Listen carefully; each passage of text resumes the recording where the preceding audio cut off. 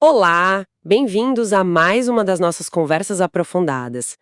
Hoje a gente mergulha no coração dos data centers modernos, as redes e como elas evoluíram. Quem está na área há mais tempo lembra bem, né? Daquela arquitetura clássica de 3 camadas: núcleo, agregação e acesso. Foi o padrão por anos, mas aí veio a virtualização, o tráfego leste-oeste entre servidores explodiu e esse modelo começou a, digamos, mostrar a idade. Pois é. Era um modelo bom para o tráfego norte-sul, sabe? O que entrava e saía do data center. Mas gerenciar redes de camada 2 enormes, com spanning tree, nossa, era uma dor de cabeça. Complexo, cheio de risco. E como você falou, o tráfego leste-oeste, que hoje é dominante, com VMs, microserviços conversando o tempo todo, a arquitetura antiga simplesmente não era eficiente para isso. Ficou claro que precisava de algo novo. Exatamente. E foi aí que entrou em cena a arquitetura Spine and Leaf. A Cisco, com o ACI, ajudou muito a popularizar isso. Só 2 camadas. Os spines, que são o centro nervoso, e as leaves, onde tudo se conecta. Baseado em redes close, usando overlays tipo VXLAN, resolveu muita coisa. Sim, a comunicação ficou bem mais direta, eficiente entre qualquer ponto. E a latência, né? Bem mais previsível. E o ACI ainda trouxe a promessa da automação, do gerenciamento por política. Foi um salto. Foi mesmo. Mas aí, por que voltar a falar em camadas? Parece um passo atrás, não? É uma ótima pergunta. Parece contraintuitivo, né? Mas a resposta é bem prática. Física pura e simples. Imagina um data center gigante. Racks e mais racks espalhados por vários andares. Ou até prédios diferentes. Ah, entendi. O cabeamento. Exato. Passar fibra ótica de cada leaf lá na ponta para todos os spines centrais. Fica logisticamente complicado, caro pra caramba e ainda tem o limite de distância da fibra. Nesses cenários maiores, faz mais sentido ter uma camada no meio, sabe? Algo tipo spine, leaf, leaf. Mais prático, mais econômico. Ok, então a necessidade de escalar fisicamente, de alcançar mais longe, trouxe essa ideia de volta.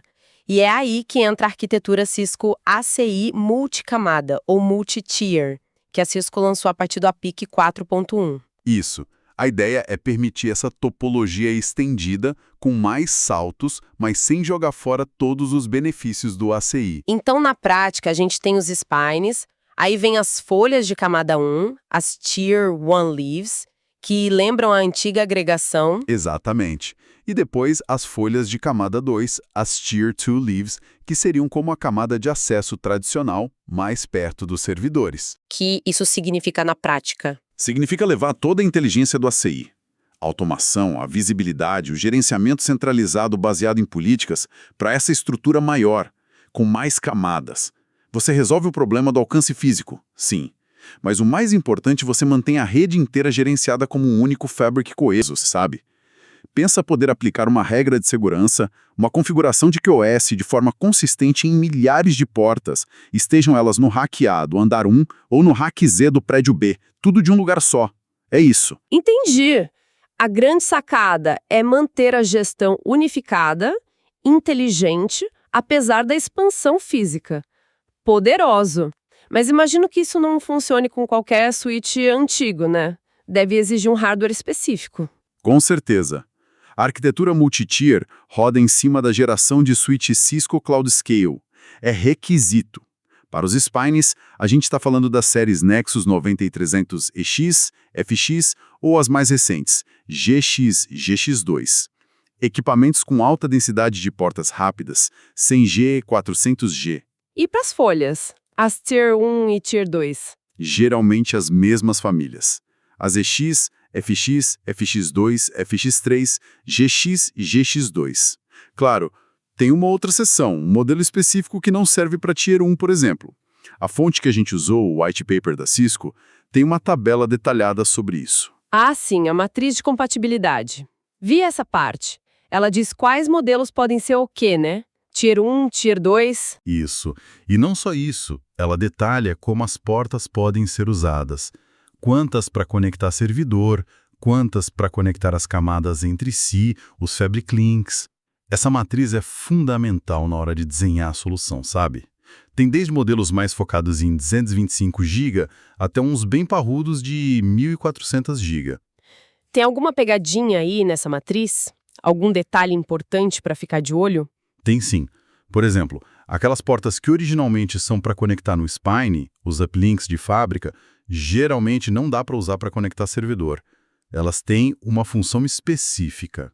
E alguns modelos mais simples, tipo com portas de cobre de 1 GB, podem ter limitações para atuar como Tier 1, por não terem tantas portas de fibra para fazer a conexão com as Tier 2. A regra de ouro é: sempre confere a documentação mais atualizada da Cisco para o hardware exato que você está pensando em usar. Não tem erro. Certo, hardware compatível é o primeiro passo. E a conexão entre eles, como a gente liga tudo isso? Parece que as regras aqui são bem importantes. São cruciais. A regra número 1. Todos os links entre os switches, nessas camadas Spine para Tier 1 e Tier 1 para Tier 2, têm que ser configurados como portas de Fabric no ACI. Portas de Fabric. Isso. A boa notícia é que na maioria desses switches Cloud Scale, você pode pegar uma porta que normalmente seria para servidor, uma porta downlink, e reconfigurar ela para ser uma porta de Fabric. Isso dá uma flexibilidade enorme para construir a banda que você precisa entre as camadas. Legal, mas tinha um detalhe sobre a descoberta inicial, né? Quando o APIC, o controlador, vai reconhecer os switches. Algo sobre as portas padrão? Exatamente. Ponto crítico para o Bootstrap para a rede subir pela primeira vez. Presta atenção. Se o seu APIC estiver conectado fisicamente direto numa folha Tier 2, aí é obrigatório que pelo menos uma das portas de Fabric padrão dessa folha Tier 2... Porta de Fabric padrão? Isso, aquela que já vem designada como Fabric de fábrica. Essa porta tem que se conectar numa porta de Fabric padrão de uma folha Tier 1. Essa conexão, padrão com padrão, é o que permite o APIC descobrir e registrar as duas folhas corretamente. Senão ele não enxerga a hierarquia. Entendi.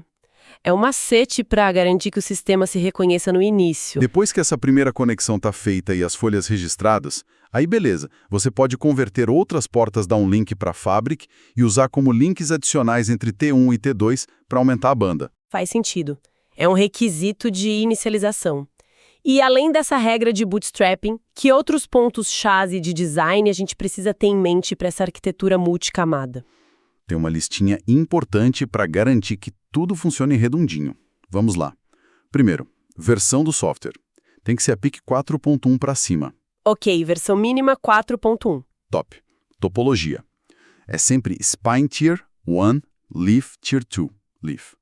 Não dá para pular camada, tipo T2 direto no Spine. Certo. E hierarquia rígida? Conectividade. As folhas Tier 2 só se conectam nas folhas Tier 1. Ponto. E a redundância? Como a T2 se protege se uma T1 falhar? Boa pergunta. Uma folha Tier 2 tem que se conectar a múltiplas folhas Tier 1. E o tráfego é balanceado entre esses links usando SMCP, Equal Cost Multipath. Dá para ter até 18 links de uplink de uma T2 para as T1s. É muito mais robusto que o modelo antigo de só ter 2 links, dual homor. Bem mais resiliente, então. E para conectar servidores, serviços, conexões externas, tem alguma restrição em qual camada conectar? Não, aí é bem flexível.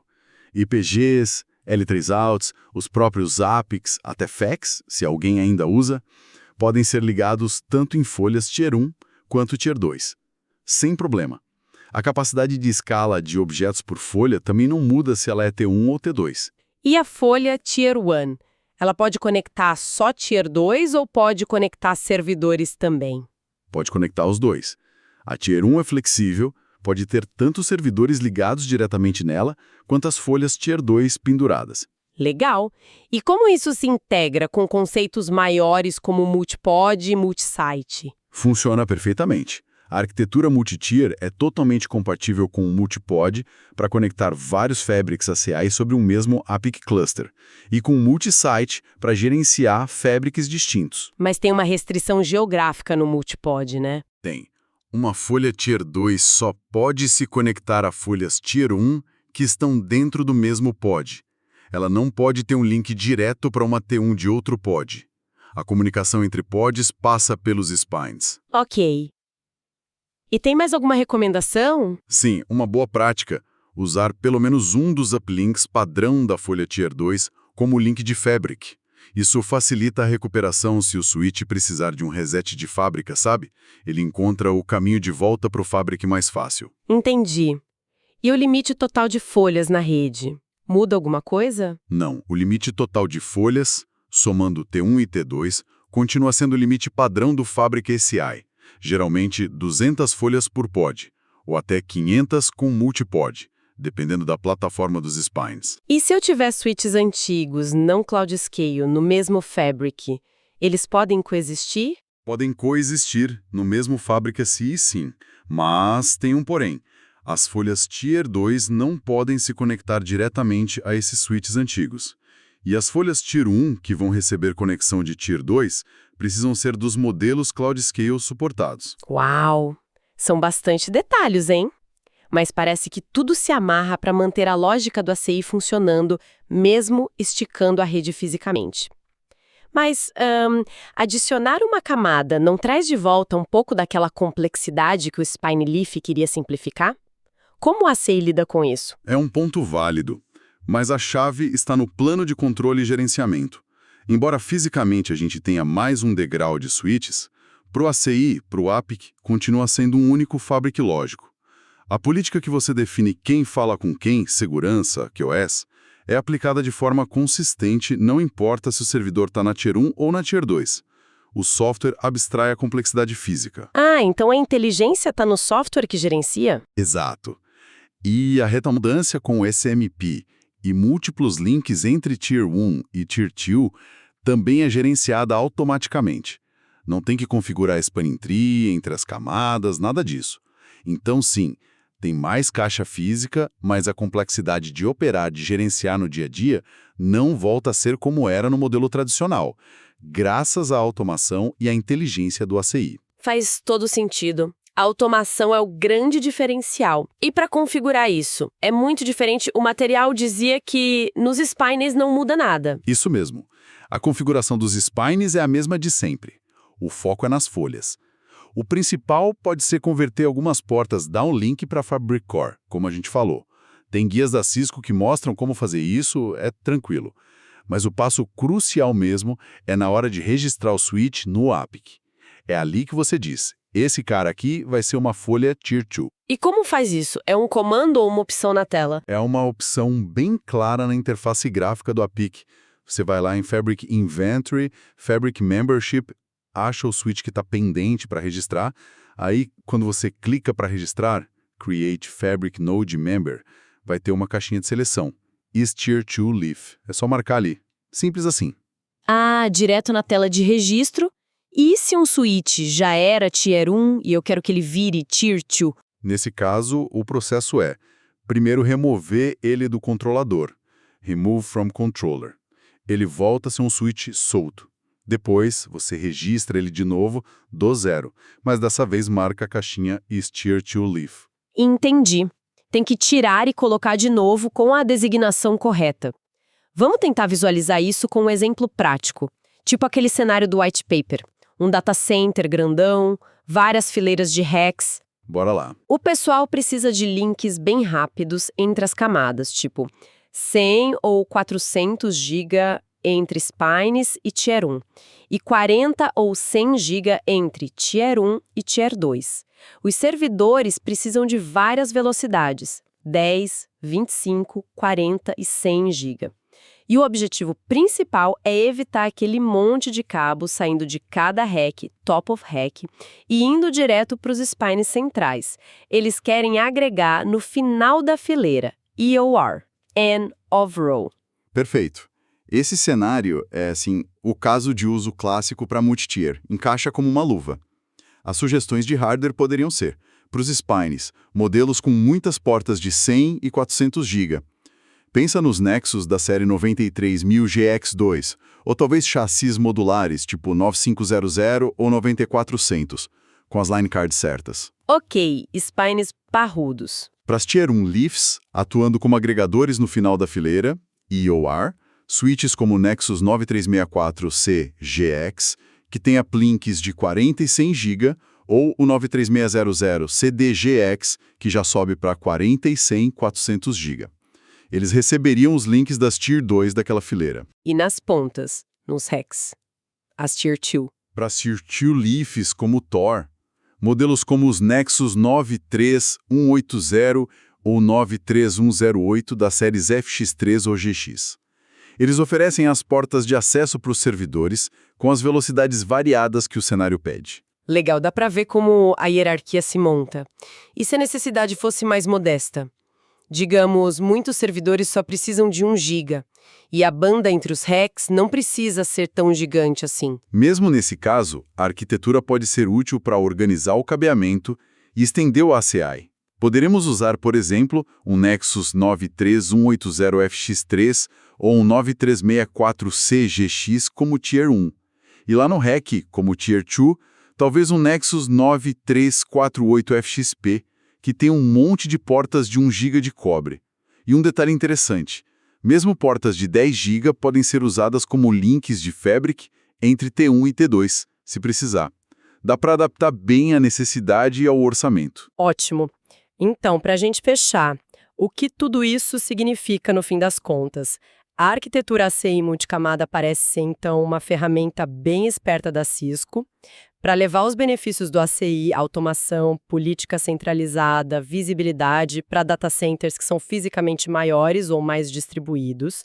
Ela usa essa estrutura de camadas para resolver os desafios de cabeamento, de distância, mas o ponto-chave é que faz isso sem abrir mão da inteligência, da agilidade da rede definida por software que o ACI trouxe. É isso. Exatamente isso.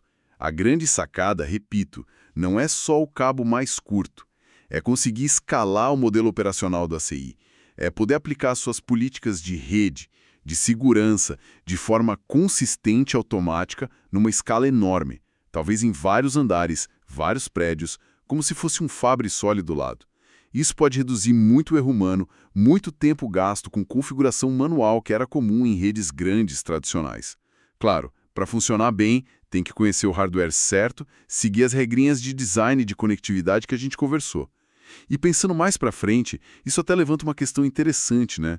Com as aplicações e os dados ficando cada vez mais distribuídos, não só no data center, mas na borda, no edge computing, como será que esse conceito de fábrica em camadas vai evoluir? Boa pergunta. Será que a gente vai ver ainda mais níveis, ou talvez camadas especializadas dentro do ACI para otimizar cargas de trabalho específicas, tipo inteligência artificial, machine learning, que precisam de muita performance e baixa latência?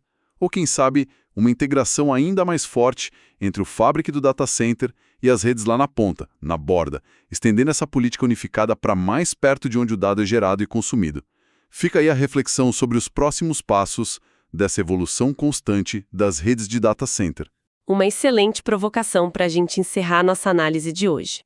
Esperamos que essa conversa sobre a arquitetura Cisco ACI multicamada tenha sido útil e tenha ajudado a clarear essa evolução importante nas redes que sustentam o nosso mundo digital. Obrigada pela companhia e até a próxima!